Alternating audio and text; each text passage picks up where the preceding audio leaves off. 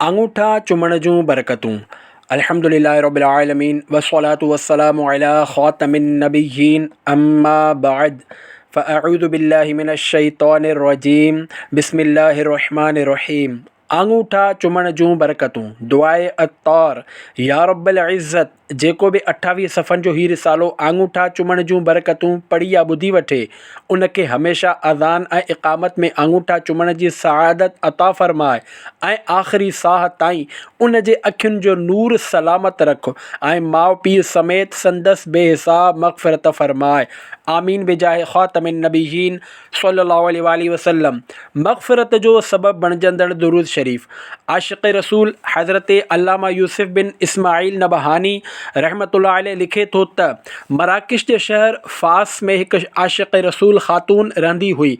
उनखे जॾहिं बि का परेशानी पहुचंदी या हूअ घबराइजी वेंदी हुई त उहा पंहिंजा ॿई हथ मुंहं ते रखी अखियूं बंदि करे चवंदी हुई, मुहम्मद सल्लल्लाहु अलैहि वसल्लम मुस्तफ़ा जे नाले जी बरकत सां संदसि परेशानी दूर थी वेंदी हुई। जॾहिं उन आशिक़ रसूल ख़ातून जो इंतिक़ाल थियो त कंहिं रिश्तेदार खेसि ख़्वाब में ॾिसी पुछियो त पुफी, छा तव्हां क़बर में सुवाल कंदड़ 2 मलाइक मुनकर नकीर ॾिठा? फ़रमायाईं, हा, हू मूं वटि आया हुआ। मूं खेनि ॾिसी पंहिंजी आदत मूजिबि 2 हथ मुंहं ते रखी चयो, मुहम्मद सल्लल्लाहु अलैहि वसल्लम। जॾहिं मूं मुंहं तां पंहिंजा हथ हटाया त उहे 2 वञी चुका हुआ। शवाहिदुल हक़ सफ़ो 230। अल्लाह पाक जी उन्हनि ते रहमत हुजे, उन्हनि जे सदक़े असांजी बेहिसाब मग़फ़िरत थिए। आमीन बिजाहे ख़ातमिन नबिय्यीन सल्लल्लाहु अलैहि वसल्लम। है तो नाम मोहम्मद सहारा अपना, इसी से चलता है गुजारा अपना। हमें तूफ़ान की मौजों का कुछ खौफ नहीं, हम इसी नाम से पालेंगे किनारा अपना। सल्लु अलल हबीब सल्लल्लाहु अलैहि मुहम्मद व आलिहि व स्वहबिहि व बारक वसल्लम। आङूठा छो नाहियूं चुमंदा? तक़रीबन 700 साल पहिरियां जे मुफ़स्सिर क़ुरान हज़रत शेख नूरुद्दीन ख़ुरासानी रहमतुल्लाह अलैह मौज़िन खे अज़ान में अशहदु अन्न मुहम्मदर रसूलुल्लाह चवंदे ॿुधो त पाण पंहिंजा 2 आङूठा चुमिया ऐं संदन नह पंहिंजे पिंबड़ियुनि ते लॻाया। जॾहिं ॿिए भेरे मौज़िन उहे कलमा पढ़िया त वरी बि ईअं ई कयाईं। पाण खां उन अमल जो सबबु पुछियो वियो त फ़रमायाऊं, आऊं पहिरीं आङूठा चुमी अखियुनि ते हणंदो हुयुसि, पर पोइ ईअं करणु छॾे ॾिनुमि त मुंहिंजूं अखियूं ख़राब थी वियूं। मूं ख़्वाब में प्यारे प्यारे आख़िरी नबी मुहम्मद अरबी सल्लल्लाहु अलैहि वसल्लम जी ज़ियारत कई त पाण फ़रमायाऊं, तो अज़ान जे वक़्तु अखियुनि ते आङूठा हणणु छो छॾे ॾिना? जेकॾहिं तूं चाहीं थो त तुंहिंजूं अखियूं ठीकु थी वञनि त वरी आङूठा चुमणु शुरू करे ॾे। पोइ आऊं बेदार थियुसि ऐं मूं आङूठा चुमण जो अमल कयो त मुंहिंजूं अखियूं ठीकु थी वयूं ऐं अल्हम्दुलिल्लाह उन खां पोइ अॼु ताईं मुंहिंजूं अखियूं कॾहिं बि ख़राब न थियूं आहिनि। हाशिया अली किफ़ायत तालिब रब्बानी 170/1। अल्लाह पाक जे मथसि रहमत हुजे ऐं उन जे सदक़े असांजी बेहिसाब मग़फ़िरत थिए। आमीन बिजाहे ख़ातमिन नबिय्यीन सल्लल्लाहु अलैहि वसल्लम। नाम मोहम्मद कितना मीठा मीठा लगता है, प्यारे नबी का ज़िक्र भी हमको प्यारा लगता है। आओ सुनाएं अपने पिया को अपने मन की बात, उनके अलावा कौन नियाजी अपना लगता है। ए आशिक़ान रसूल, नाम मोहम्मद सल्लल्लाहु अलैहि वसल्लम ते महब्बत ऐं ताज़ीम सां आङूठा चुमण मुसलमाननि जो शुरू खां मामूल रहियो आहे, बल्कि इहो मुबारक अमल सभिनी इंसाननि जे वालिद मोहतरम हज़रत आदम सफ़ीउल्लाह अलैहिस्सलाम खां बि साबित आहे ऐं यक़ीनन सआदतमंद औलाद सुठनि कमनि में पंहिंजे वालिद जी पैरवी कंदो आहे। हज़रत आदम अलैहिस्सलाम आङूठा चुमिया। 300 साल पहिरियां जे बुज़ुर्ग शेख इस्माइल हक़ी हनफ़ी रहमतुल्लाह अलैह वफ़ात 1137 हिजरी तफ़सीर क़ुरान रूहुल बयान में लिखे थो त हिक रिवायत में आहे त हज़रत आदम सफ़ीउल्लाह अलैहिस्सलाम जे पुठियां मलाइक ईंदा हुआ। जॾहिं पाण पुछियाऊं त ईअं छो था कनि त ॿुधायो वियो त अव्हांजे पुठीअ में नूरे मुस्तफ़ा आहे जंहिंजी ही ज़ियारत कनि था। अॻिते हली ही आख़िरी नबी बणिजी ज़ाहिर थींदा। पाण अलैहिस्सलाम दुआ कई, या अल्लाह पाक उन नूर खे पुठियां बदिरां उन नूर खे पुठियां बदिरां अॻियां ज़ाहिर कर त जीअं मलाइक पुठियां खां ज़ियारत करणु न अचनि। उन खां पोइ उहो नूर पाण अलैहिस्सलाम जे पेशानीअ में चमकणु लॻो ऐं मलाइक साम्हूं खां ज़ियारत करणु लॻा। वरी पाण अलैहिस्सलाम अल्लाह जी बारगाह में अर्ज़ु कयो, या अल्लाह, आऊं बि नूर मुस्तफ़ा ॾिसणु चाहियां थो। ईअं उहो नूर संदन आङूठनि में ज़ाहिर थी वियो ऐं पाण आङूठा चुमी वरिताऊं। तफ़सीरुल बयान सीपारो 22 सूरह अहज़ाब तहतुल आयत 56 229/7 माख़ूज़ अर-रौज़ुल फ़ाइक़ सफ़ो 241। असां आङूठा छो चुमंदा आहियूं? सुबहान अल्लाह। नबी करीम सल्लल्लाहु अलैहि वसल्लम जी ताज़ीम ऐं महबत में जेके आशिक़ रसूल अक़ीदत सां पंहिंजा आङूठा चुमी अखियुनि सां लॻाईंदा आहिनि, उहे रहमत ख़ुदावंदीअ जा हक़दार आहिनि। छो त अल्लाह पाक क़ुरान करीम में हर मोमिन खे पंहिंजे प्यारे प्यारे नबी मक्की मदनी मुहम्मद अरबी सल्लल्लाहु अलैहि वसल्लम जी इज़्ज़त ऐं ताज़ीम करण जो हुकुम इरशाद फ़रमायो आहे। जीअं त सीपारो 26 सूरतुल फ़तह आयत नंबर 9 में इरशाद थिए थो, बिस्मिल्लाहिर्रहमानिर्रहीम, वतुअज़्ज़िरूहु वतुवक़्क़िरूहु वतुसब्बिहूहु बुकरतन व असीला। तर्जुमो कंज़ुल इरफान। त जीअं ए इंसानो, तव्हां अल्लाह ऐं उन जे रसूल ते ईमान आणियो ऐं रसूल जी ताज़ीम ऐं तौक़ीर करियो ऐं सुबुह ऐं शाम अल्लाह जी पाकी बयानु करियो। मुंहिंजा आका आला हज़रत इमाम अहले सुन्नत इमाम अहमद रज़ा ख़ान रहमतुल्लाह अलैह जी हिन आयत सॻोरी जे बारे में तमामु प्यारी गुफ़्तगू आसानीअ सां पेश कयां थो।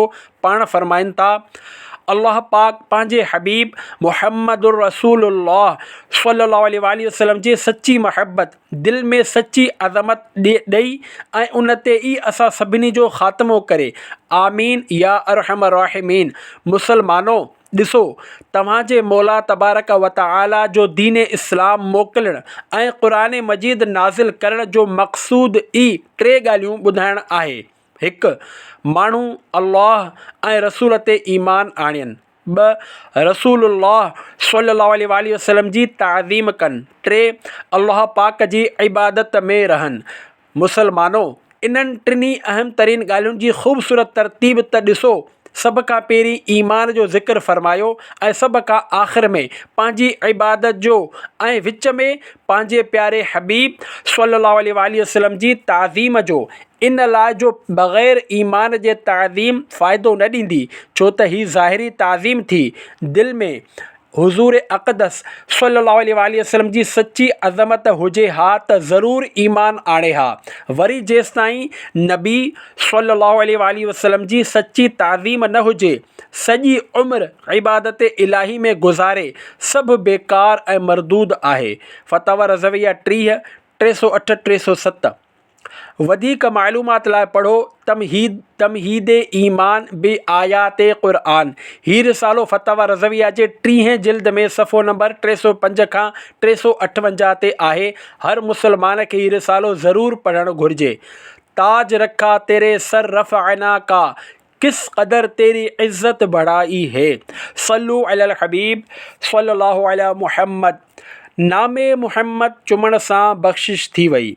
ए आशिक़ाने रसूल, मथे बयान कयल आयत सॻोरी में नबी करीम सल्लल्लाहु अलैहि वसल्लम जी इज़्ज़त ऐं ताज़ीम करण जो मुतलक़ तौर ते फ़रमायो वियो आहे। को क़ैद बयानु नाहे थियो त हिन तरह ताज़ीम करियो ऐं हिन तरह न करियो। लिहाज़ा जेकॾहिं को नामे मुहम्मद सल्लल्लाहु अलैहि वसल्लम ॿुधी महबत ऐं अक़ीदत सां आङूठा या कलमे जी आङुरियुनि जे पोरनि खे चुमी अखियुनि सां हणे थो त उनखे ताज़ीम मुस्तफ़ा सल्लल्लाहु अलैहि वसल्लम करण जो अज़ीमुशान सवाब मिलंदो।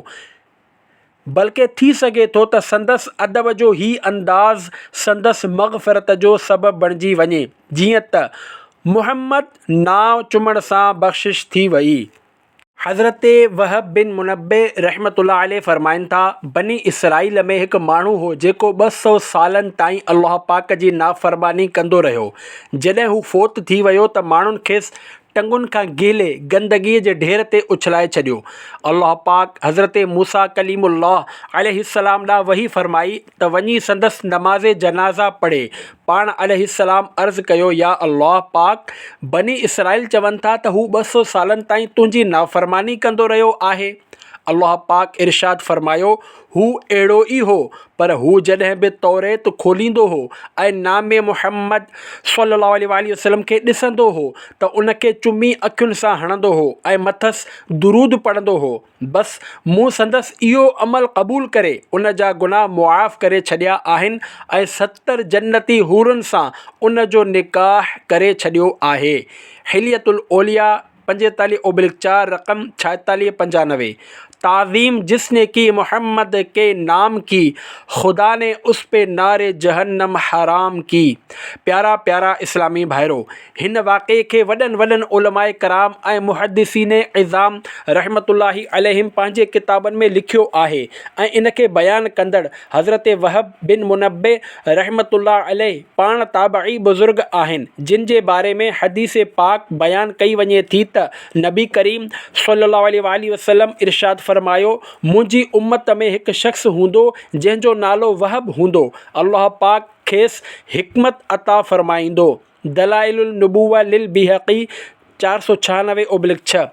इंजील शरीफ़ में मुस्तफ़ा करीम जो नां मौलाना रूम रहमतुल्लाह अलैहि पंहिंजे मसनवी में लिखे थो त इंजील शरीफ़ में नामे मुस्तफ़ा सल्लल्लाहु अलैहि वसल्लम हो जंहिंखे अदब ऐं ताज़ीम में ख़ुशि नसीब चुमंदा हुआ। अल्लाह पाक उन जी बरकत सां खेनि केतिरियुनि आफ़तुनि ऐं मुसीबतुनि खां महफ़ूज़ फरमायो ऐं जिन उन बाबरकत नाव जी बेअदबी कई उहे दुनिया में ई ज़लील ऐं रुसवा थिया। मसनवी 102/1। महफूज सदा रखना शहा बेअदबों से और मुझसे भी सरजद ना कभी बेअदबी हो। सल्लु अलल हबीब सल्लल्लाहु अलैहि मुहम्मद। अज़ान जे वक़्तु अंगूठा चुमण जो सवाब। तक़रीबन 200 साल अॻु जो वॾो आलिम ऐं मुफ़्ती हज़रत अल्लामा इब्न आबिदीन रहमतुल्लाह अलैहि वफ़ात 1252 हिजरी पंहिंजे मशहूरु फ़तावा शामी में लिखे थो त जॾहिं मोज़िन अशहदु अन्न मुहम्मदर रसूलुल्लाह चए त मुस्तहब आहे त ॿुधंदड़ चवे सल्लल्लाहु अलैहि या रसूल अल्लाह ऐं जॾहिं ॿिए दफ़े ही कलमात ॿुधे त ईअं चवे क़र्रत ऐनी बिक या रसूल अल्लाही अल्लाहुम्मा मत्तिअनी बिस्समई वल बसर ऐं आंगूठा चुमे अखियुनि ते हणे। ईअं करण वारे खे नबी करीम सल्लल्लाहु अलैहि वसल्लम पाण सां गॾु जन्नत में वठी वेंदा। पाण रहमतुल्लाह अलैहि किताबुल फ़िरदौस जे हवाले सां फ़रमाने आख़िरी नबी सल्लल्लाहु अलैहि वसल्लम लिखनि था, तर्जुमो याने जेको शख़्स अज़ान में अशहदु अन्न मुहम्मदर रसूलुल्लाह ॿुधे पंहिंजे आंगूठनि जे नह खे चुमी वठंदो, आऊं अहिड़े शख़्स जी क़ियादत कंदुसि ऐं उनखे जन्नत जी सफ़ुनि में दाख़िल कंदुसि। रद्दुल मुख़्तार 84/2। सल्लु अलल हबीब सल्लल्लाहु अलैहि मुहम्मद। मुसलमाननि जे पहिरें ख़लीफ़े जो अमल। मुसलमाननि जे पहिरें ख़लीफ़े हज़रत अबू बकर सिद्दीक़ रज़ियल्लाहु अन्हु जॾहिं मोज़िन खे अशहदु अन्न मुहम्मदर रसूलुल्लाह चवंदे ॿुधो त ही दुआ रज़ीतु बिल्लाहि रब्बन व बिल इस्लामि दीनन व बि मुहम्मदिन सल्लल्लाहु अलैहि वसल्लम नबिय्या पढ़ी ऐं ॿिन्ही कलमे जे आङुरियुनि जे पोरनि जा अंदरूनी हिसा चुमी अखियुनि सां लॻाया। उन ते हुज़ूर अक़दस सल्लल्लाहु अलैहि वसल्लम फरमायो, मा फ़अल मिस्ल मा फ़अल ख़लीली फ़क़द हल्लत अलैहि शफ़ाअती। तर्जुमो, जीअं मुंहिंजे ख़लील कयो आहे जेको ईअं कंदो उन लाइ मुंहिंजी शफ़ाअत आहे। अल मक़ासिदुल हसना सफ़ो 390 तहतुल हदीस 1021। अब आई शफ़ाअत की साअत, अब आई ज़रा चैन ले मेरे घबराने वाले। अल्फाज मानी। शफ़ाअत यानि सिफारिश, साअत यानि घड़ी, चैन यानि सुकून। शरह कलाम रज़ा। क़यामत जे सख़्त होलनाक मंज़रनि ऐं मुश्किल तरीन हालतुनि में अल्लाह पाक जी रहमत ऐं उन जे फ़ज़लो करम सां जॾहिं नबी करीम सल्लल्लाहु अलैहि वसल्लम खे पंहिंजे उम्मतुनि जी शफ़ाअत जी इजाज़त जो परवानो अता थींदो, उन ई ईमान अफ़रोज़ वक़्त जे मंज़र कुशी कंदे मंज़रकशी कंदे इमाम अहले सुन्नत आला हज़रत रहमतुल्लाह अलैह फरमाए तो, ए मुजरिम, ए गुनहगार, ए क़यामत जे इम्तिहान का ड्रिजण वारा, हिम्मत कर, सब्र कर, शाफ़िई उम्मत सल्लल्लाहु अलैहि वसल्लम जी शफ़ाअत जो वक़्तु अची वियो आहे। तूं क़यामत जे सख़्तीअ खां न घबराए, बल्कि पुरसुकून थी वञ। सल्लु अलल हबीब सल्लल्लाहु अलैहि मुहम्मद। सहाबी जो अमल असां लाइ काफ़ी आहे। तक़रीबन 425 साल पहिरियां जो बुज़ुर्ग अज़ीम मुहद्दिस हज़रत अल्लामा अली क़ारी हनफ़ी रहमतुल्लाह अलैह वफ़ात 1014 हिजरी।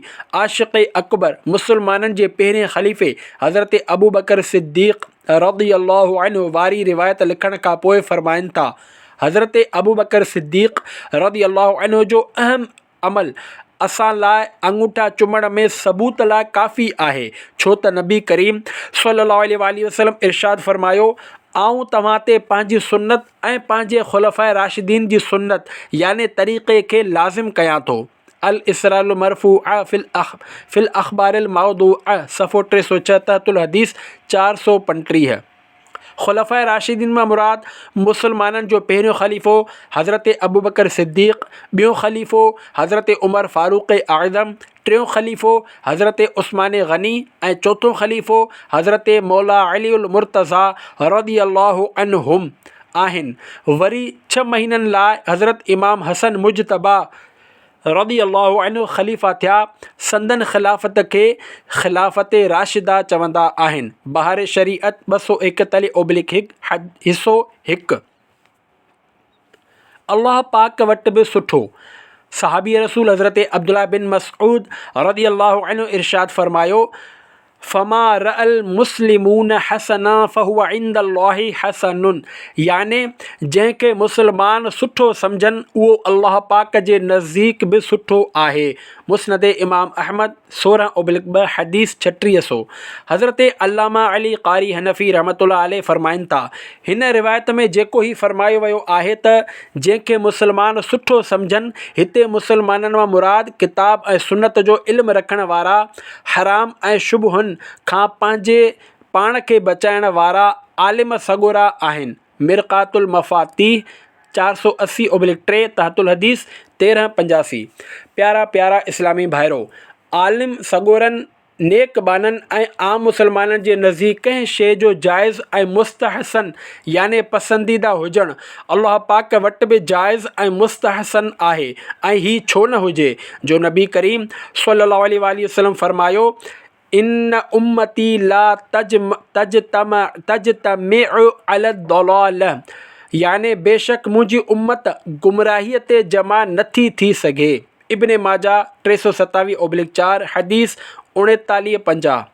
सदियुनि खां मुफ्तियाने दीन ऐं उलमाए कामिलीन रहमतुल्लाहि अलैहिम शरई उसूलनि सां हिन हदीस पाक फ़मा रअल मुस्लिमून हसनन फ़हुव इंदल्लाहि हसनुन, याने जंहिंखे मुसलमान सुठो सम्झनि उहो अल्लाह पाक जे नज़दीक बि सुठो आहे। मुस्नद इमाम अहमद 16/2 हदीस 3600 मां केतिरा ई मसइला बयानु फ़रमाया आहिनि जेके फ़िक़्ह जे वॾनि वॾनि किताबनि में ॾिसी सघजनि था, जीअं त पंहिंजी ज़िंदगीअ में पंहिंजे लाइ क़बर खोटाइणु। 600 साल पहिरियां जे मशहूर शारिह बुख़ारी अल्लामा बदरुद्दीन ऐनी रहमतुल्लाह अलैह पंहिंजी किताब उम्दतुल क़ारी शरह सहीहुल बुख़ारी में पंहिंजी ज़िंदगीअ में पंहिंजे लाइ क़बर तयारु करण ते हिकु एतिराज़ जो जवाबु ॾींदे इहो उसूल बयानु कयो त कंहिं अमल जो सहाबाए किराम अलैहिम रिदवान खां साबित न हुजणु उन अमल जे नाजाइज़ हुजण जी दलील नाहे, छो त जंहिं अमल खे मुसलमान सुठो ॼाणनि उहो अल्लाह पाक जे नज़दीक बि सुठो आहे। ख़ासि करे इन सूरत में जो जॾहिं उहो अमल नेक माण्हू बि करे रहिया हुजनि। वधीक पाण बि 400 साल पहिरियां जी मुहद्दिस इमाम बक़ाल रहमतुल्लाह अलैह जे बारे में लिखनि था, नेक बाननि जी हिकु जमात पंहिंजे मौत खां पहिरियां पंहिंजूं क़बरूं ठाहियूं आहिनि त जीअं हू उन सां मौत अचण जो तसवुरु क़ाइमु रखनि। कुझु माण्हुनि उन ते एतिराज़ु कयो त कंहिं हिकु सहाबी बि पंहिंजी ज़िंदगीअ में पंहिंजी क़बर न ठाही। जेकॾहिं ज़िंदगीअ में क़बर ठाहिणु मुस्तहब हुजे हा त सहाबाए किराम रज़ियल्लाहु अन्हुम बि इहो अमल घणो में इहो अमल घणो हुजे हा। हालांकि सहाबा कराम रज़ियल्लाहु अन्हुम खां ईअं करणु साबित न आहे। त जवाब में आउं ही चवां थो त उन अमल जो कंहिं सहाबी खां साबित न हुजणु उन अमल जे नाजाइज़ हुजण खे लाज़िम नथो करे, छो त जंहिं शइ खे ईमान वारा सुठो सम्झनि त उहा अल्लाह पाक जे नज़दीक बि सुठी थींदी आहे, ऐं ख़ासि करे जॾहिं इहो कमु कंदड़ माण्हू बहितरीन नेक बाननि मां हुजनि। उम्दतुल क़ारी शरह सहीहुल बुख़ारी 84/6, शरहुल बुख़ारी लि इब्न बत्ताल 267/3, तहतुल हदीस 1277। नाजाइज़ चवण लाइ दलील घुरिजे। प्यारा प्यारा इस्लामी भाइरो, ही उसूल रूल ज़हन में विहारे छॾियो त जंहिं कम खां शरीअत में किथे मना नाहे कयो वियो त उन जो मतिलबु इहो आहे त उहो जाइज़ आहे। हाणे कंहिंजे चवण सां इहो कमु नाजाइज़ न थींदो, छो त नाजाइज़ चवण लाइ शरीअत जो दलील घुरिजे। बाज़ नादान सादड़नि आशिक़ाने रसूल खे परेशान करण ऐं सिधे रस्ते तां भटकाइण लाइ आङूठा चुमण या जश्न विलादत मुस्तफ़ा ते घर सजाइण या जुलूस मीलाद में वञण जा दलील घुरंदा आहिनि। हालांकि दलील उन खे ॾियणु घुरिजे त दिलयुनि में इश्क़ रसूल वधाइण वारनि हिन नेक ऐं पाकीज़ा कमनि खां क़ुरान हदीस में किथे मना कयो वियो आहे। जॾहिं किथे बि मना करण जो हुकुम नाहे त वरी छो ग़लतफ़हमी पखेड़े माण्हुनि खे परेशान कनि था ऐं शक में मुब्तला कनि था। अहिड़नि खे घुरिजे त हू थोरो ग़ौर त कनि त मुसलमाननि खे कहिड़े मुक़दस कमु याने मुहम्मद जे नाव सां अक़ीदत ऐं महबत जो इज़हार करण खां मना करे रहिया आहिनि। अहिड़ा माण्हू क़यामत जे ॾींहुं बारगाह रिसालत में कहिड़े मुंहं सां हाज़िर थींदा। काश ही फ़ौरी तौबह कनि, न त मरण खां पोइ सख़्तु पछताव थी सघे थो। ना उठ सकेगा क़यामत तलक खुदा की कसम, अगर नबी ने नज़र से गिरा के छोड़ दिया। सल्लु अलल हबीब सल्लल्लाहु अला मुहम्मद। फ़ैसिलो अव्हां जो। तक़रीबन सॼी दुनिया में इहो दस्तूर आहे त पंहिंजे वतन जो तरानो पढ़णु वक़्तु सॼी क़ौम अदब में उथी बीहंदी आहे, ऐं जेको इन जे उबतड़ करे उन खे कॾहिं कॾहिं टेढ़ी नज़र सां बि ॾिठो वेंदो आहे। कपिड़े जे ठहियल झंडे खे इज़त ऐं ताज़ीम जे निशानी तौरु सल्यूट कयो वेंदो आहे। अॼु ताईं पूरी दुनिया में अव्हां कॾहिं न ॿुधो हूंदो त कंहिं हिन अमल जी मुखालफ़त कई हुजे या उन खे गुनाह जो कमु करार ॾिनो हुजे। हालांकि क़ुरान ऐं हदीस में इन जो को हुकुम नाहे, ऐं दौरे सहाबा में बि ही कमु परे परे ताईं नाहे थियो। बल्कि जेको पंहिंजे वतन अज़ीज़ जे तराने ते बीहण या सल्यूट करण जे बारे में मनफ़ी गुफ़्तगू कंदो त थी सघे थो त उन खे वतन जे गद्दार जो लक़ब मिले, त पोइ जेको नामे मुस्तफ़ा ते ताज़ीम अदब करण खां रोके उन खे छा लक़ब ॾियणु घुरिजे। जॾहिं बि पाक नालो अचे, ए आशिक़ाने रसूल, अज़ान खां अलावा बे महबत ऐं ताज़ीम जे करे नबी करीम सल्लल्लाहु अलैहि वसल्लम जो नालो मुबारक ॿुधी आङूठा चुमी अखियुनि सां लॻाइण जाइज़ ऐं मुस्तहसन याने पसंदीदा कमु आहे। ऐं सदियुनि खां बुज़ुर्गान दीन उलमाए कामिलीन रहमतुल्लाहि अलैहिम ईअं कंदा आया आहिनि। पाक नाले ते आङूठा चुमण बाबति हदीस पाक में सहाबा किराम रज़ियल्लाहु अन्हुम ऐं बुज़ुर्गान दीन रहमतुल्लाहि अलैहि जा वाक़िआ ऐं रिवायतूं केतिरा ई 100 साल पहिरियां जे किताबनि में मौजूदु आहिनि, जंहिंजो मतिलबु बिल्कुलु वाज़े आहे त ही अल्लाह पाक जे नेक बाननि जो तरीक़ो आहे। असांखे बि इन ते अमल करणु घुरिजे। अचो हिन नेक कम जे वधीक तरग़ीब ऐं शौक़ वधाइण लाइ हिकु ईमान अफ़रोज़ वाक़ियो पढ़ो ऐं नियत करियो त नामे मुहम्मद सल्लल्लाहु अलैहि वसल्लम ते ज़रूरु आङूठा चुमंदासीं इंशा अल्लाह। अखि मां पथरी निकिरी वई वाक़ियो। अॼु खां तक़रीबन 550 साल पहिरियां जा बुज़ुर्ग अज़ीम मुहद्दिस इमाम सखावी शाफ़िई रहमतुल्लाह अलैह लिखनि था त हिकु बुज़ुर्ग रहमतुल्लाह अलैह फ़रमाए थो, हिकु दफ़े हवा लॻी ऐं हिकु पथरी मुंहिंजे अखि में पइजी वई। कढी कढी थकिजी पियुसि पर न निकिती, जंहिंजे करे तमामु सख़्तु दर्द थियो। हिन मौज़न खे अशहदु अन्न मुहम्मद रसूलुल्लाह चवंदे ॿुधो त मरहबन बि हबीबी व क़ुर्रतु ऐनी मुहम्मद इब्न अब्दिल्लाहि सल्लल्लाहु अलैहि वसल्लम पढ़ियो। फ़ौरन पथरी निकिरी वई। अल मक़ासिदुल हसना सफ़ो 390 तहतुल हदीस 1021। हज़रत रवाद रहमतुल्लाह अलैह खे जॾहिं हिन वाक़े जी ख़बर मिली त पाण फरमायाऊं, नबी करीम सल्लल्लाहु अलैहि वसल्लम जा फ़ज़ाइल ऐं बरकतूं एतिरियूं वधीक आहिनि जो इन जे अॻियां एतिरी ॻाल्हि याने अख मां पथरी जो निकिरी वञणु का हैसियत नथी रखे। अल्लाह पाक जी उन्हनि ते रहमत हुजे ऐं उन्हनि जे सदक़े असांजी बेहिसाब मग़फ़िरत थिए। आमीन बिजाहे ख़ातमिन नबीयीन सल्लल्लाहु अलैहि वसल्लम। एक दिल हमारा क्या है, आज़ार इसका कितना, तुमने तो चलते फिरते मुर्दे जिला दिए हैं। अल्फाज मानी, आज़ार यानी दुख, तकलीफ़, चलते फिरते मुर्दे। गैर मुस्लिम जिलाना ज़िंदा करण। शरह कलाम रज़ा, या रसूल अल्लाह सल्लल्लाहु अलैहि वसल्लम, अल्लाह पाक अव्हां खे ही मौजज़ो अता फ़रमायो आहे त अव्हां मुर्दनि खे ज़िंदा करे छॾींदा आहियो। केतिरनि ई हदीसुनि में अव्हां जे हिन मौजज़े जा वाक़िआ मौजूदु आहिनि, बल्कि अव्हां सल्लल्लाहु अलैहि वसल्लम जे इस्लाम जी दावत जी बरकत सां अहिड़ा वॾा वॾा गैर मुस्लिम जेके दर हक़ीक़त मुर्दनि खां बि वधीक हुआ, छो त संदन दिलियूं ज़िंदा न हुयूं, से कलमो पढ़ी इस्लाम में दाख़िल थी विया, जो हाणे संदन ज़िक्र ख़ैर असां लाइ इबादत आहे। जॾहिं अव्हां एतिरा फ़ज़ाइल ऐं कमालात वारा आहियो त असांजी दिलि जेका गुनाहनि जी काराण सबबु मुर्दा थी वई आहे, उनखे ज़िंदा याने पाक ऐं साफ़ करणु अव्हां लाइ को मुश्किल कमु नाहे। बसि हिकु नज़र रहमत असांजे गंदे दिलि ते बि विझी छॾियो। हिकु ॿिए हंधि लिखनि था, उनके नाम के सदक़े जिससे जीते हम हैं जिलाते ये हैं। कॾहिं बि अखियुनि खे तकलीफ़ न थिए।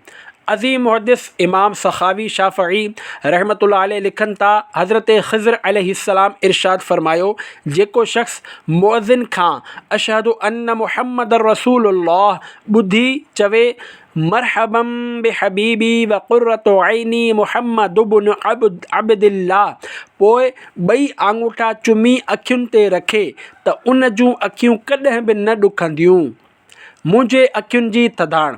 हज़रत इमाम हसन मुजतबा रदी अल्लाह अन्हु खां रिवायत आहे, जेको शख़्स मुअज़्ज़िन खे अशहदु अन्न मुहम्मद रसूलुल्लाह चवंदे ॿुधे ही चवे, मरहबम बि हबीबी व क़ुर्रतु ऐनी मुहम्मद इब्न अब्दिल्लाह, ऐं पंहिंजा आङूठा चुमी अखियुनि सां लॻाए त न कॾहिं हू अंधो थींदो ऐं न ई उन जूं अखियूं ख़राबु थींदियूं।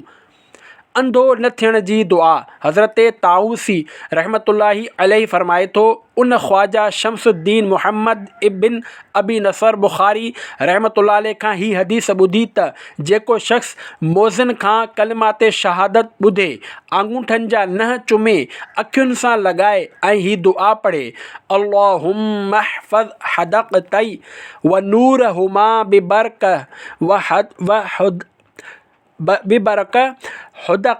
हुदक़तई मुहम्मद रसूलुल्लाहि व सल्लल्लाहु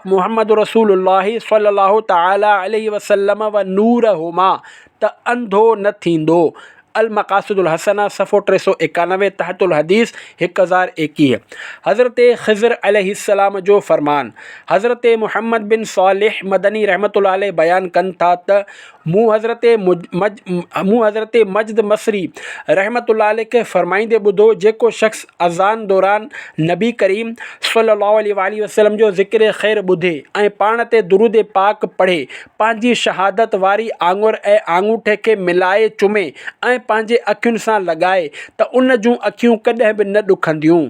हज़रत मुहम्मद बिन सालिह मदनी रहमतुल्लाह अलैह फ़रमाए थो, मूं इराक़ या अजम जे कुझु मशाइख़नि जे हवाले सां ॿुधो आहे त हुननि फ़रमायो त पंहिंजे अखियुनि सां आङूठो लॻाइण वक़्तु ही पढ़ो, सल्लल्लाहु अलैका या सय्यदी या रसूल अल्लाह या हबीब क़ल्बी व या नूर बसरी व या क़ुर्रत ऐनी।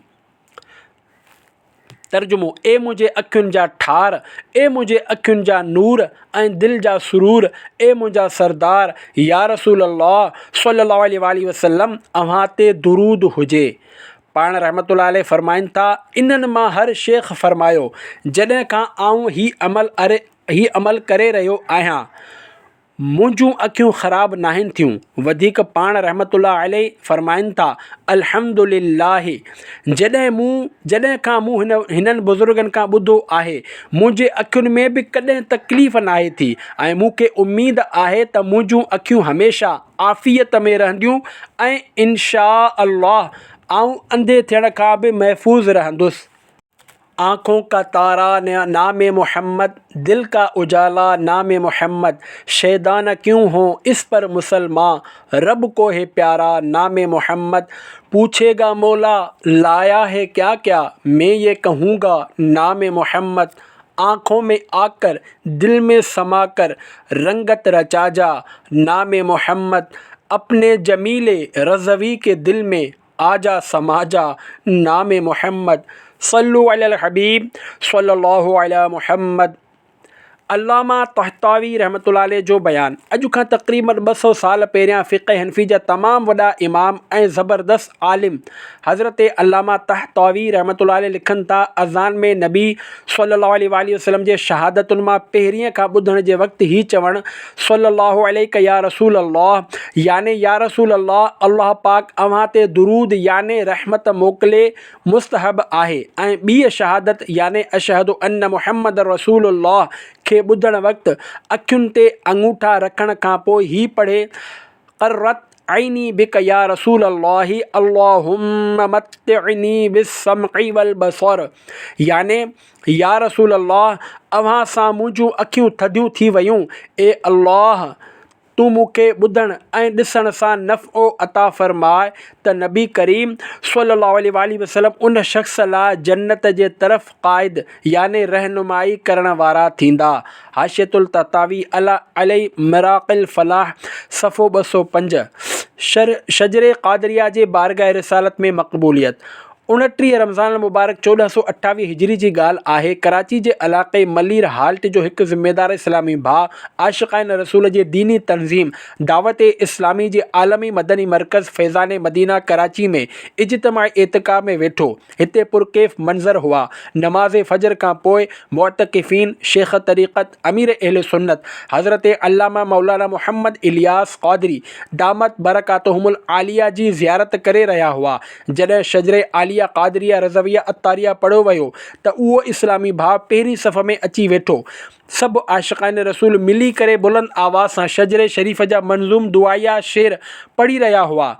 जॾहिं सरकार मदीना सल्लल्लाहु अलैहि वसल्लम जो ज़िक्र मुबारक आयो त हुन पंहिंजा आङूठा चुमी अखियुनि सां लॻाया। ओचितो ई ओचितो उन ते ग़ुलूदगी तारी थी, मथे जूं अखियूं छा बंदि थियूं, संदसि दिलि जूं अखियूं खुली वयूं।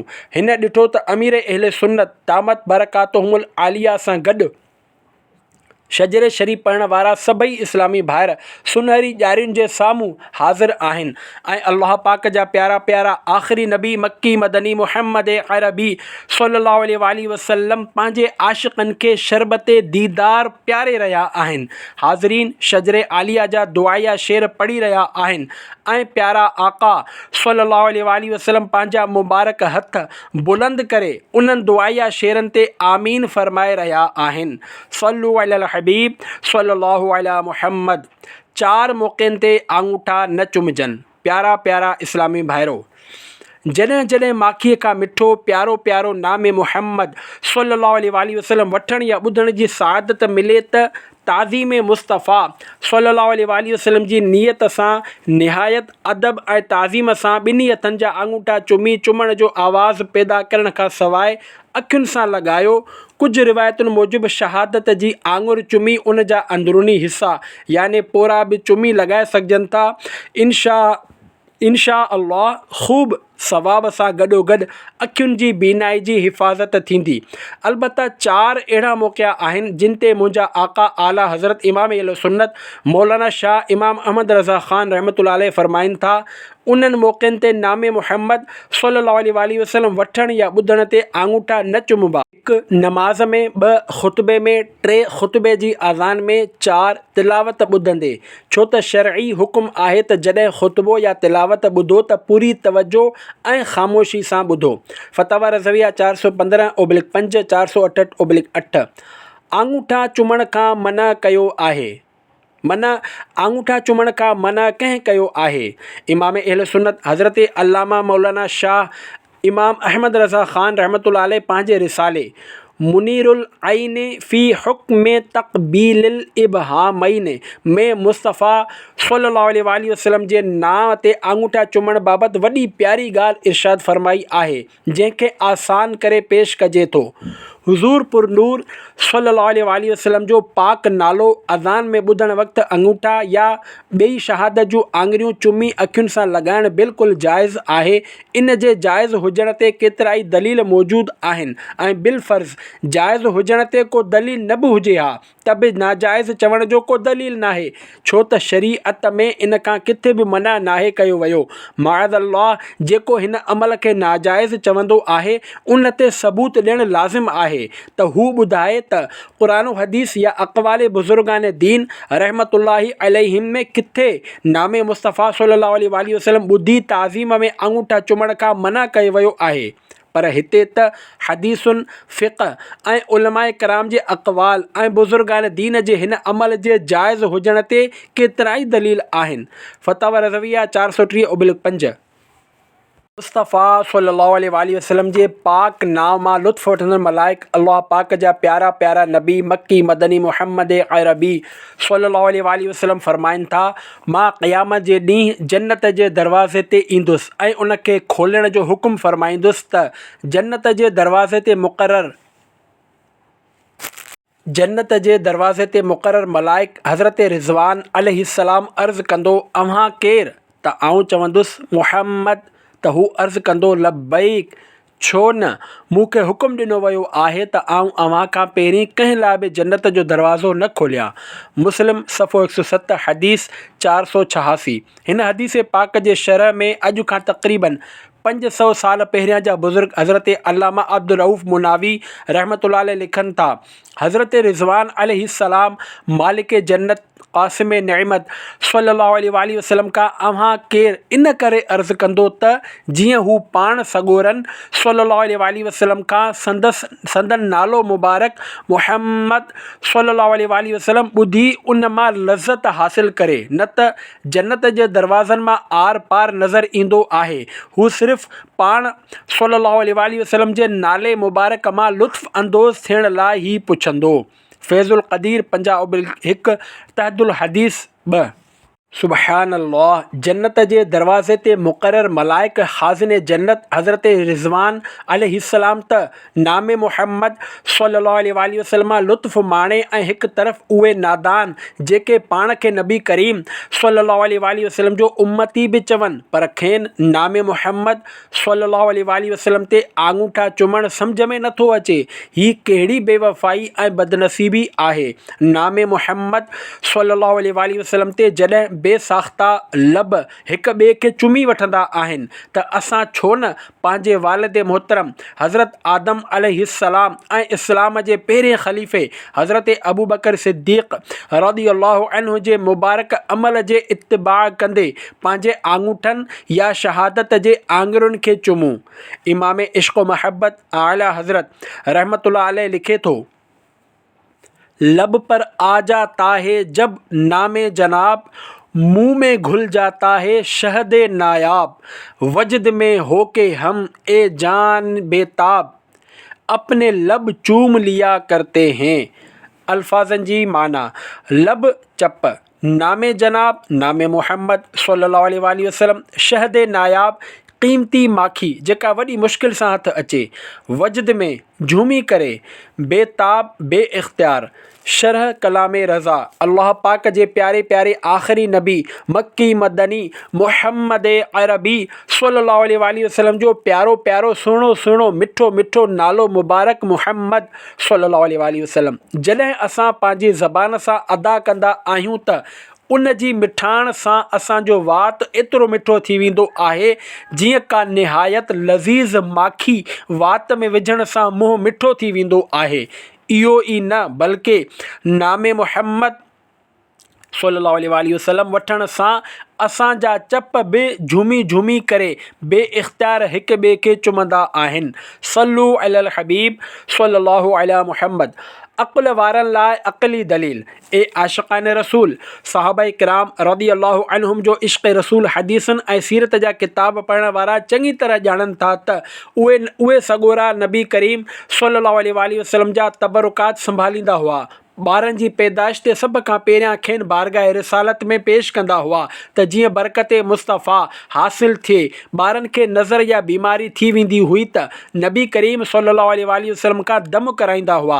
सहाबा किराम रज़ी अल्लाहु अन्हुम जा ही अमल असां लाइ मशअल राह रहनुमाई जो ज़रियो आहिनि। हालांकि शरअन ही को वाजिब कम न आहिनि, पर शरीअत में मना बि नाहे कयल। अॼु बि आशिक़ान औलिया बुज़ुर्गान दीन रहमतुल्लाहि अलैहिम खां बरकत हासिल करण लाइ पंहिंजे ॿारनि खे संदन बारगाह में वठी वेंदा आहिनि ऐं बरकतूं माणींदा आहिनि।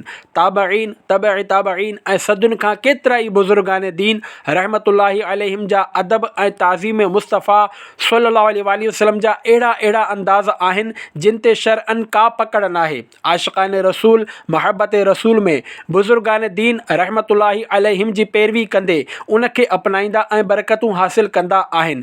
किरोड़े मालिकुनि जे पेशवा इमाम मालिक रहमतुल्लाह अलैहि वटि कहिड़ो शरई दलील हो जंहिंजे करे पाण हदीस पाक निहायत एहतमाम सां याने गुस्ल करे सुठो लिबास पहिरे ऐं ख़ुशबू लॻाए पढ़ाईंदा हुआ।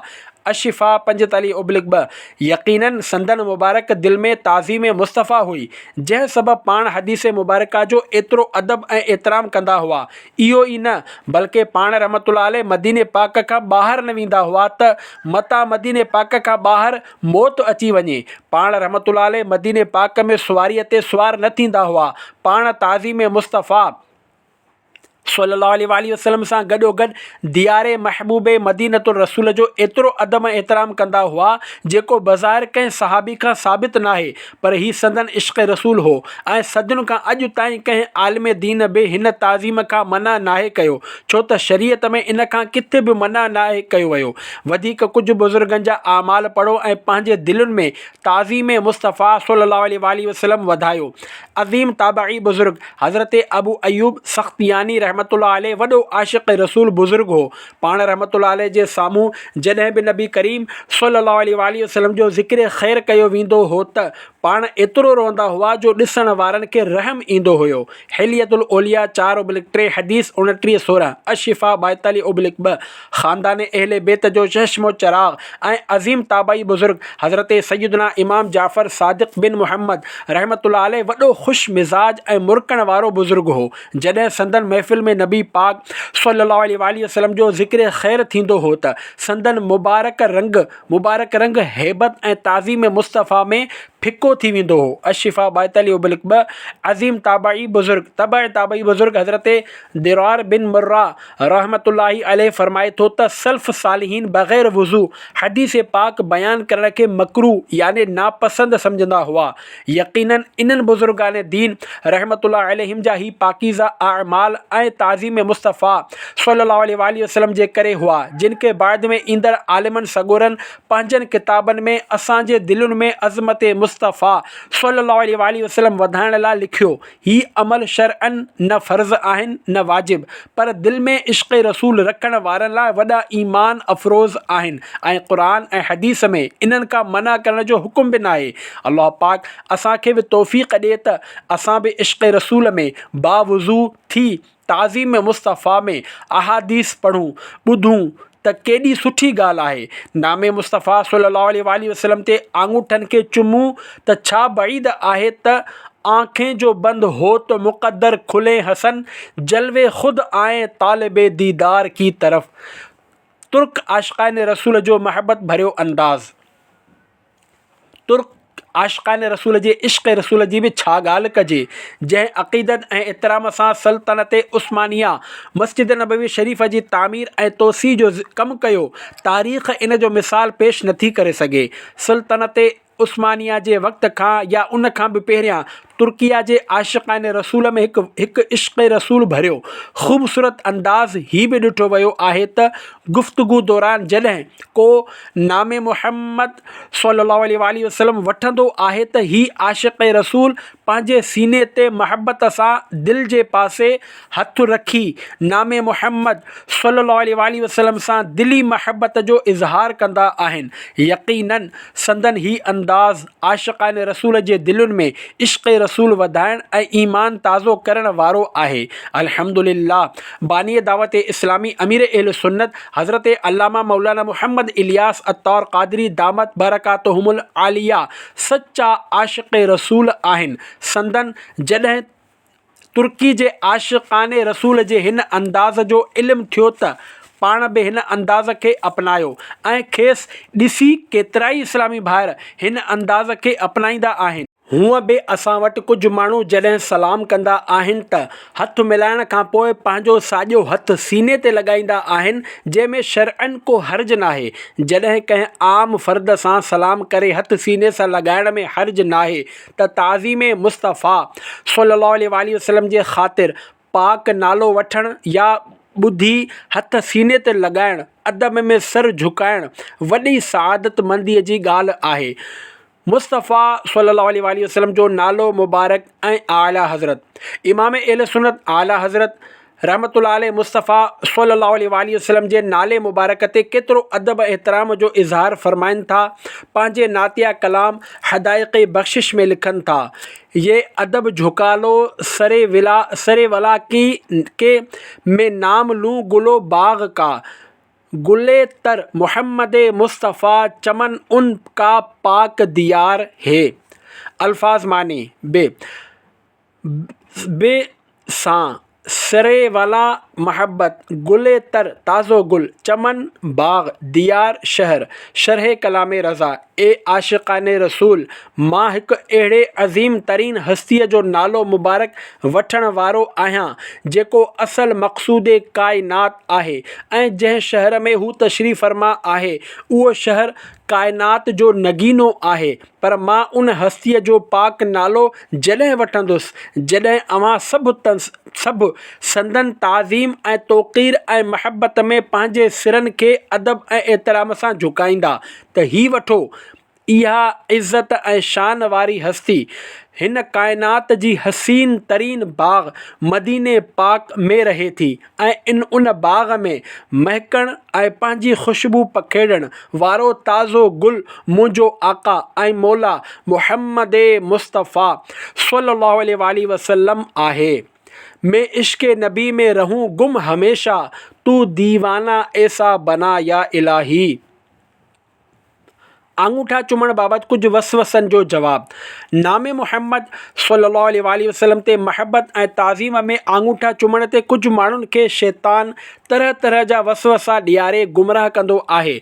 पोइ शैतानी वसवसनि में आयल उहे माण्हू सादन आशिक़ान रसूल खे हिन पाकीज़ा कम बाबति वसवसनि में मुब्तला करण जी कोशिशि कंदा आहिनि। हिते कुझु वसवसा ऐं उन जो इलाजु पेश कजे थो। उन जो पढ़णु मालूमात में इज़ाफ़े जो सबबु बणिजंदो इंशा अल्लाह। पर यादि रखो, नामे पाक ते आंगूठा चुमण, दुरूदो सलाम में बीहण ही इश्क़ वारनि जा सौदा आहिनि। जेको सआदतमंद महबत रसूल सां रचियल बसियल हूंदो उनखे इन्हनि बाबरकत अमलनि जो क़दुरु मालूम हूंदो। अलबत्ता जंहिंजी क़िस्मत में ई उन खां दूरी हुजे उन बाबति हिदायत जी दुआ ई करे सघिजे थी। अव्हां केतिरनि ई माण्हुनि खे ॾिठो हूंदो त जेके सलाम करण खां पोइ पंहिंजे हथ खे सीने सां लॻाईंदा आहिनि। कॾहिं इन बाबति कंहिं शरई हुकुम पुछियो त ईअं करणु जाइज़ आहे या नाजाइज़? पंहिंजे ॿार खे महबत ऐं शफ़क़त में हथु पेर ऐं मुंहुं वग़ैरह न ॼाण किथे किथे चुमंदा आहियूं। इन ते कॾहिं कंहिं कुझु चयो त हीउ चुमणु किथे लिखियलु आहे? बस महबत ऐं ताज़ीम मुस्तफ़ा सल्लल्लाहु अलैहि वसल्लम जे बारे में ई ख़्यालु ईंदो आहे त हीउ किथे लिखियलु आहे? हीउ त आशिक़ रसूल जी क़िस्मत में लिखियलु आहे। ये बड़े करम के हैं फ़ैसले, ये बड़े नसीब की बात है। छा अव्हां खे बि नूर नज़र ईंदो आहे? वसवसो। हज़रत आदम अलैहिस्सलाम पंहिंजे आंगूठनि में नबी करीम सल्लल्लाहु अलैहि वसल्लम जे नूर खे ॾिसी चुमियो। छा अव्हांखे बि नूर नज़र ईंदो आहे? जेकॾहिं नथो अचे त पोइ छो चुमंदा आहियो? जवाब: माशा अल्लाह, अव्हां जे हिन सुवाल मां घटि में घटि हिकु ॻाल्हि त वाज़े थी वई त अव्हां असांजे प्यारे प्यारे आका मदीने वारे मुस्तफ़ा सल्लल्लाहु अलैहि वसल्लम खे नूर मञींदा आहियो ऐं अल्हम्दुलिल्लाह हीअ क़ुरान ऐं हदीस खां साबित आहे। हाणे रहियो अव्हांजो इहो सुवाल त हज़रत आदम अलैहिस्सलाम खे नूर मुस्तफ़ा नज़र आयो त छा असांखे नूर नज़र ईंदो आहे? इन हवाले सां अर्ज़ु ही आहे त अव्हां हज जे मनासिक याने रुकननि में तवाफ़ कंदे हजरे असवद जे इस्तिलाम परे खां छो कंदा आहियो? मिना में जमरात खे कंकरियूं छो हणंदा आहियो? छा अव्हांखे मिना में शैतान इब्लिस नज़र ईंदो आहे? ऐं हा, अव्हां मसआ में सई छो कंदा आहियो? छा अव्हांखे बि उन जी शिदत डोड़ाईंदी आहे? जेकॾहिं ईमानदारीअ सां जवाबु ॾिनो वञे त अव्हांजो जवाबु ही हूंदो त छो त तवाफ़ में रश तमामु घणी हूंदी आहे ऐं हर कंहिंजो हर दफ़े हजरे असवद खे चुमणु आसान नाहे। इन करे परे खां बि रिवायतुनि ते अमल करे पंहिंजे हथनि जे ज़रिए इस्तिलाम कंदा याने चुमंदा आहियूं। अहिड़ीअ तरह सई जी सुन्नत हज़रत बीबी हाजरा रहमतुल्लाहि अलैहा जी यादि में अदा कंदा आहियूं त जॾहिं हूअ पंहिंजे नंढड़े शहज़ादे हज़रत इस्माईल अलैहिस्सलाम जी उञ खां बेताब थी बार बार ॿिनि जबलनि सफ़ा ऐं मरवा जे विच में डोड़ियूं हुयूं ऐं हज़रत इब्राहीम अलैहिस्सलाम मिना जे मक़ाम ते शैतान खे ॾिसी 3 दफ़ा पथरियूं हयूं हुयूं।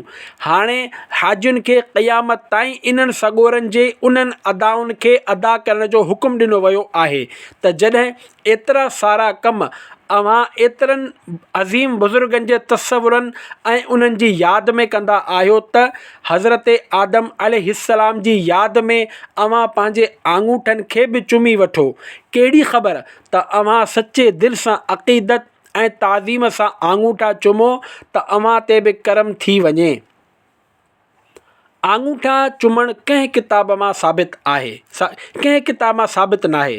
वसवसो: आङूठा चुमणु कंहिं किताब मां साबित नाहे। जवाब: छा अव्हां 1400 सालनि खां अॼु ताईं लखें बल्कि किरोड़े सभई दीनी किताब पढ़ी छॾिया आहिनि जो अव्हां चई रहिया आहियो त कंहिं किताब में नाहे लिखियलु? यक़ीनन अव्हांजो जवाबु हूंदो न, तव्हां सभु दीनी किताब त नाहिनि पढ़िया। अर्ज़ु ही आहे त जेके किताब अव्हां अञा ताईं नाहिनि पढ़िया, नामे पाके मुस्तफ़ा सल्लल्लाहु अलैहि वसल्लम ते आङूठा चुमण जो बयानु उन्हनि किताबनि में मौजूदु आहे ऐं उन बाबति अहादीस ऐं रिवायतूं गुज़िरियल सफ़नि में हवालनि सां पेश कयूं वयूं आहिनि। इन्हनि खे पढ़ो ऐं पाण बि नामे मुहम्मद सल्लल्लाहु अलैहि वसल्लम ते आङूठा चुमो ऐं ॿियनि खे बि हिन नेक कम जी तरग़ीब ॾियारे सवाब जा हक़दार बणिजो। सही हदीस न हुजण जो छा मतिलबु आहे? वसवसो: नामे मुहम्मद सल्लल्लाहु अलैहि वसल्लम ते आङूठा चुमण बाबति का सही हदीस नाहे। ही बिदअत याने नओं कमु आहे। जवाब: सभ खां पहिरीं ही ॿुधायो त मुहद्दिस सॻोरा रहमतुल्लाहि अलैहिम हदीस पाक जूं जेके मुख़्तलिफ़ क़िस्मूं बयानु कंदा आहिनि, छा इन्हनि जो ज़िक्र क़ुरान हदीस में खुलियल लफ़्ज़नि सां बयानु थियो आहे? त अव्हांजो जवाबु यक़ीनन न हूंदो। भला ही ॿुधायो त छा कंहिं सहाबी रज़ियल्लाहु अन्हु कंहिं हदीस खे सही या हसन या ज़ईफ़ चयो आहे? यक़ीनन इन में बि अव्हां चवंदव त न, त जेको कमु क़ुरान हदीस में न हुजे ऐं सहाबाए किराम रज़ियल्लाहु अन्हुम बि न कयो हुजे, उहो अव्हां वटि छा आहे? पोइ अव्हां छो हदीस सही जी रट लॻायो था? बेशक मुहद्दिसनि सॻोरनि रहमतुल्लाहि अलैहिम हदीस जा जेके क़िस्म बयानु कया आहिनि ऐं उन जा क़ाइदा ऐं क़ानून बि बयानु कया आहिनि, उहे नवां कम आहिनि, पर ही कम शरई ज़रूरत जे करे आहिनि त ही बिदअत हसना याने सुठो नओं कमु आहे जंहिं ते इन्हनि सॻोरनि खे क़यामत ताईं सवाबु मिलंदो रहंदो ऐं इन ते अॼु ताईं कंहिं बि एतिराज़ नाहे कयो, छो त सभु उन्हनि क़ाइदनि ऐं इस्तिलाहनि खे मञींदा आहिनि। जॾहिं अव्हां सहाबे किराम रज़ियल्लाहु अन्हुम खां बि पोइ अचण वारनि मुहद्दिसिन सगोरनि खां इल्म हदीस जूं इस्तिलाहूं वठंदा आहियो ऐं उनखे दुरुस्त सम्झंदा आहियो त पोइ नामे मुहम्मद सल्लल्लाहु अलैहि वसल्लम ते आङूठा चुमण वारियूं रिवायतूं सहाबे किराम रज़ियल्लाहु अन्हुम समेत केतिरनि ई बुज़ुर्गाने दीन रहमतुल्लाहि अलैहिम खां मरवी आहिनि जेके पोइते गुज़री चुकियूं। इन्हनि ते छो अमल नाहियो कंदा? नाले मुबारक ते आङूठा चुमण वारी रिवायत जो हुकुम ऐं हदीस सही जो मतिलबु। अहम ॻाल्हि, सही हदीस जो मतिलबु ही नाहे त सही ऐं ग़लति, बल्कि मुहद्दिसिन सगोरनि रहमतुल्लाहि अलैहिम हदीस पाक जा केतिराई क़िस्म बयानु कया आहिनि जिन में सभ खां आला क़िस्म सहीह आहे। अज़ान में नामे मुहम्मद सल्लल्लाहु अलैहि वसल्लम ते आङूठा या शहादत जी आङुरियूं चुमण ते सही हदीस न हुजण जो हरगिज़ ही मतिलबु नाहे त मआज़ल्लाह ही हदीस पाक मौज़ू याने मन घड़त आहे, बल्कि अहले इल्म ॼाणनि था त जेकॾहिं का हदीस सही न हुजे त उहा ॿिए क़िस्म जी हदीस पाक मां हूंदी। सिहा सित्ता हदीस पाक जे सभ खां वधीक क़ाबिल एतमाद 6 किताबुनि बुख़ारी, मुस्लिम, अबू दाऊद, नसाई, तिरमिज़ी ऐं इब्न माजा में सभई हदीसूं सही न आहिनि, बल्कि अक्सर सही हुजण जे करे उन्हनि किताबनि खे सिहा याने सही चयो वेंदो आहे। आङूठा चुमण बाबति का सही हदीस नाहे। हिन वसवसे खे आसान लफ़्ज़नि में ईअं सम्झो त जेकॾहिं को शख़्स कंहिं खां पुछे अव्हां जहाज़ उॾाए सघो था ऐं हू जवाबु ॾिए न, त छा इन जो मतिलबु ही हूंदो त उन इंसान खे कुझु बि हलाइण नथो अचे? थी सघे थो त उहो शख़्स बहरी जहाज़ या ट्रेन या ट्रक या कार या बाइक हलाए सघंदो हुजे। हिकु ॻाल्हि जी नफ़ी सां हर शइ जी नफ़ी नाहे थींदी। वधीक तफ़सील लाइ मुंहिंजे आका आला हज़रत रहमतुल्लाह अलैह जे किताब मुनीरुल ऐनी फ़ी हुक्म तक़बीलिल इब्हामैन पढ़ो।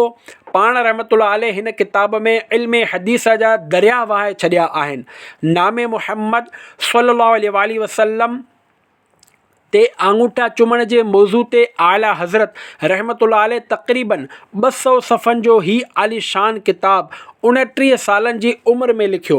जेकॾहिं को ईमानदारीअ सां ऐं तनक़ीद जी ऐनक लाहे अक़ीदत ऐं महबत जी ऐनक लॻाए इन खे पढ़ंदो त हू पाण बि नामे मुहम्मद सल्लल्लाहु अलैहि वसल्लम ते आङूठा चुमंदो, बल्कि ॿियनि खे बि चुमण जी तरग़ीब ॾियारींदो। पर तजुर्बो शर्त आहे। नाले पाक ते आङूठा चुमण टोटको आहे। वसवसो आङूठा चुमण को फ़ज़ीलत जो कमु नाहे, बल्कि ही त हिकु क़िस्म जो टोटको आहे। जवाब, नामे मुहम्मद सल्लल्लाहु अलैहि वसल्लम ते आङूठा चुमण न सिर्फ़ सुन्नत सिद्दीक़ी बल्कि हज़रत आदम अलैहिस्सलाम जी सुन्नत बि आहे ऐं हदीस पाक में आहे अल बरकतो मअ अकाबिरिकुम याने बरकत अव्हां जे वॾनि सां आहे। मुअज्जम औसत 342/6 हदीस 9991। अल्हम्दुलिल्लाह हिन रिसाले में बयान कयल हदीसुनि में हज़रत ख़िज़्र अलैहिस्सलाम, सहाबाए किराम रज़ियल्लाहु अन्हुम ऐं बुज़ुर्गाने दीन रहमतुल्लाहि अलैहिम खां हिन मुबारक अमल जे फ़ज़ीलतुनि जा क़ौल ऐं वाक़िआ बयान थिया आहिनि ऐं अल्हम्दुलिल्लाह सदियुनि खां बुज़ुर्गाने दीन रहमतुल्लाहि अलैहिम जो ही अमल रहियो आहे। तंहिं करे हिन अमल खे ज़रूरु सवाब जी नियत सां करियो। सवाब बि मिलंदो ऐं फ़ज़ीलतुनि सां गॾोगॾु उन जा दुनियावी फ़ाइदा याने नाबीनाई वग़ैरह खां हिफ़ाज़त बि थींदी। आङूठा चुमण जे बावजूदि चश्मो लॻल हुजे त वसवसो कुझु माण्हू हिन तरह वसवसो विझंदा आहिनि त ॾिसो फ़िलाणो केतिरे अरसे खां आङूठा चुमी रहियो आहे पर उन जी बीनाई कमज़ोर आहे ऐं हू चश्मो लॻाईंदो आहे। वसवसे जो इलाज, हिन वसवसे जा केतिराई जवाब थी सघनि था। मिसाल तौरु अहादीस मुबारका में मुख़्तलिफ़ मर्ज़नि या मसइलनि में केतिरियूं ई मख़सूस दुआऊं पढ़ण जी तरग़ीब मौजूदु आहे। जेकॾहिं कंहिंजे पढ़ण जे बावजूदि उहो मर्ज़ या मसइलो हल न थिए त उन सां उन हदीस पाक ते को असरु न पवंदो, बल्कि अल्लाह पाक कॾहिं पंहिंजे बाने जो इम्तिहान बि वठंदो आहे त मुंहिंजो बानो हिन आज़माइश जे बावजूदि विर्द ऐं वज़ीफ़ा पढ़े थो या न। तंहिं करे कंहिं ते तनक़ीद करण बदिरां अल्लाह पाक जी रहमत ऐं उन जे प्यारे प्यारे आख़िरी नबी मक्की मदनी मुहम्मद अरबी सल्लल्लाहु अलैहि वसल्लम जे फ़ैज़ान ते नज़र रखो। जेकॾहिं रब खे मंज़ूर थियो त सभु मर्ज़ ख़तमु थी वेंदा ऐं जेकॾहिं अल्लाह पाक इम्तिहान वठे त उन ते बि राज़ी रहणु घुरिजे। जे सोणा मेरे दुख विच राज़ी ते में सुख नूं चुल्हे पावां। छा आङूठा चुमणु फ़र्ज़ु आहे? वसवसो, नामे मुहम्मद सल्लल्लाहु अलैहि वसल्लम ते आङूठा चुमण खे अवां फ़र्ज़ या वाजिब चवंदा आहियो? जवाब, नबी पाक सल्लल्लाहु अलैहि वसल्लम जो मुबारक नालो अज़ान ऐं इक़ामत जे वक़्तु ॿुधी आङूठा चुमी अखियुनि ते रखणु न फ़र्ज़ु आहे, न वाजिब आहे ऐं न ई सुन्नत मुअक्कदा, बल्कि हीउ हिकु मुस्तहब कमु आहे। करियो त सुठो आहे, न करण वारे खे गुनहगार न चयो वेंदो। अहले सुन्नत वटि ही मसइलो आहे ऐं असांजा दलील बि इन ते आहिनि। हा, जेको बि हिन पाकीज़ा अमल खे गुनाह सम्झंदो त उहो ज़रूरु गुनहगार आहे, छो त जंहिं शइ खे शरीअत गुनाह नाहे चयो उन खे जेको गुनाह चवंदो त हू पाण गुनहगार थींदो। लहद का खौफ क्यों हो रोज़े महशर हो क्या खटका, लिए जाता हूँ दिल पर लिख के मैं तुगरा मोहम्मद का। सल्लु अलल हबीब सल्लल्लाहु अला मुहम्मद व आलिही व अस्हाबिही व बारक वसल्लम।